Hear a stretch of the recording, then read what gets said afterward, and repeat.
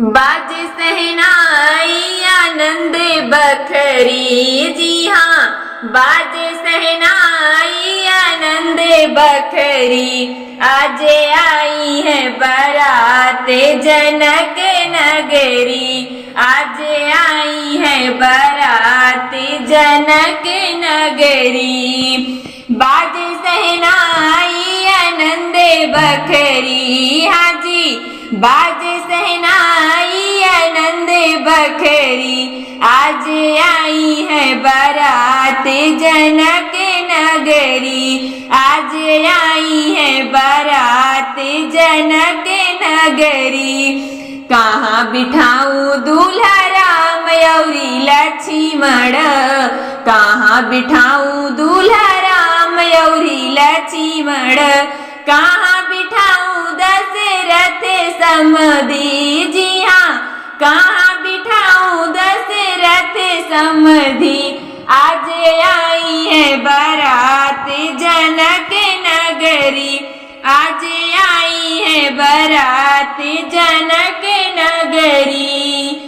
मंडप बिठाऊं दूल्हा राम औरी लक्ष्मण, मंडप बिठाऊं दूल्हा राम औरी लक्ष्मण। सिंहासन बिठाऊं दशरथ समधि, जी हाँ सिंहासन बिठाऊं दशरथ समधि। आज आई है बारात जनक नगरी, आज आई है बारात जनक नगरी।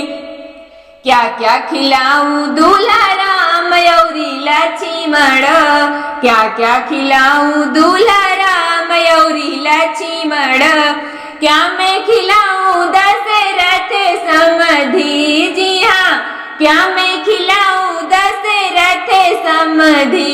बाजे बाजे सहनाई जनक नगरी, आज आई है बारात जनक नगरी।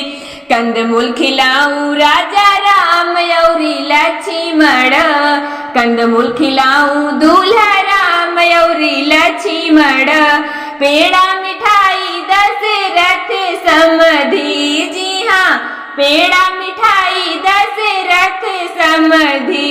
आज आई है बारात जनक नगरी, आज आई है बारात जनक नगरी।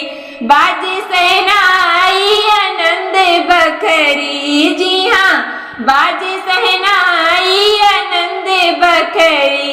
आज आई है बारात जनक नगरी, आज आई है बारात जनक नगरी, आज आई है बारात जनक नगरी।